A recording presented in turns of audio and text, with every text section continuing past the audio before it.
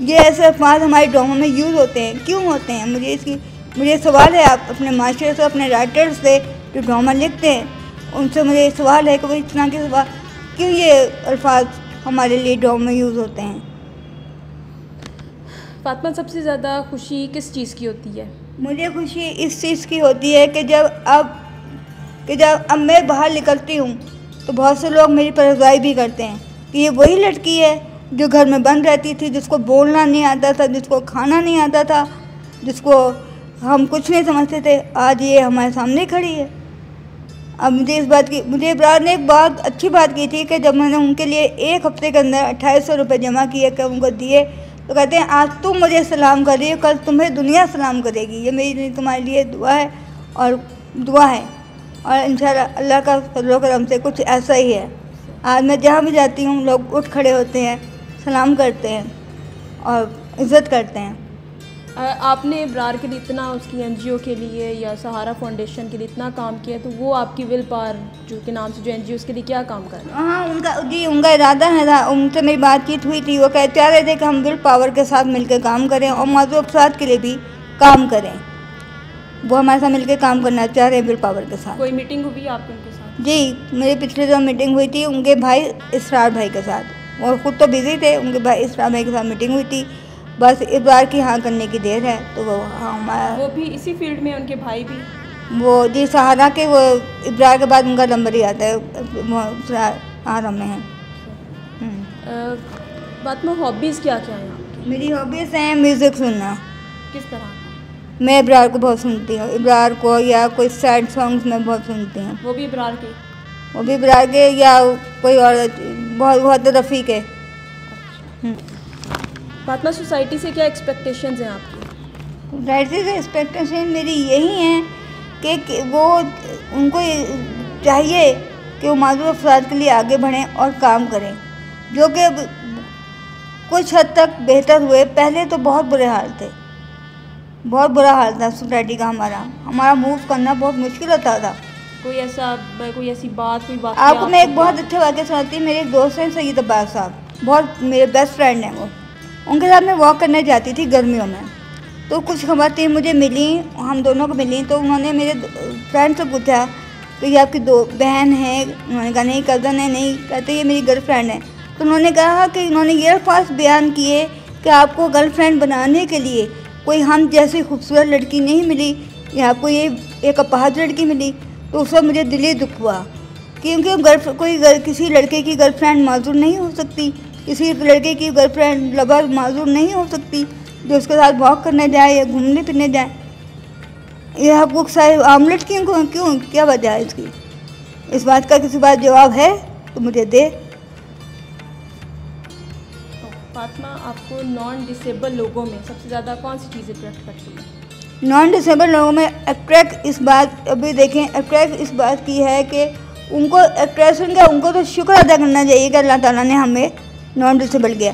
हालांकि डिसेबिलिटी मेरी कोई मजबूरी नहीं है, डिसेबिलिटी में कोई बुराई नहीं है। लोग उन्होंने माजूरों को पता नहीं क्या चीज़ बना दी है। माजूरी कोई चीज़ नहीं है।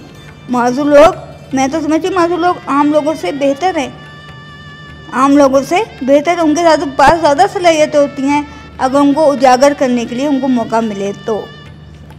आप अपनी एनजीओ विल पावर को कहाँ पर देखना चाहती हैं? मैं इसमें एनजीओ को इंटरनेशनल तौर पर ग्रूम होते हुए देखना चाहती हूँ। तो क्या आप क्या स्टेप्स ले रही हैं इसके लिए कि आप इसको इंटरनेशनल लेवल तक लेके जाएं?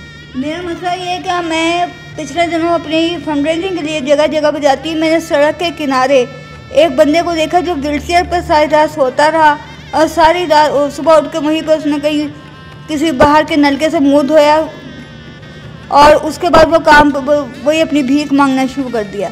मैंने उसे बुलाया, मैंने कहा भाई आपको क्या मजबूरी है? कहने लगे ना मेरे घर वाले हैं, और जब मेरे घर वाले थे, अब तो है नहीं, जब थे वो मुझे रिस्पेक्ट नहीं करते थे, मुझे तस्लीम नहीं करते थे कि मैं माजूम हूँ, मैं उनके घर का बंदा हूँ। तो मैं ऐसे लोगों के लिए अपने वालिद मरहूम के नाम पर म्यूज़ियम होम बनाना चाहती हूँ। और जो माजूम लोग मुख्तलिफ इदारों में बंद हैं, माँ बाप ने जमा करवा दी हैं, उनको वहाँ से निकाल के म्यूज़ियम होम में रख के खुशहाल ज़िंदगी, बामकसद ज़िंदगी देना चाहती हूँ। यानी कि तालीम दी जाए, आला तालीम दिलाई जाए, उन्हें हुनर सिखाए जाएँ, उन्हें बामकसद ज़िंदगी देकर पाकिस्तान का मुफीद शहरी बनाया जाए।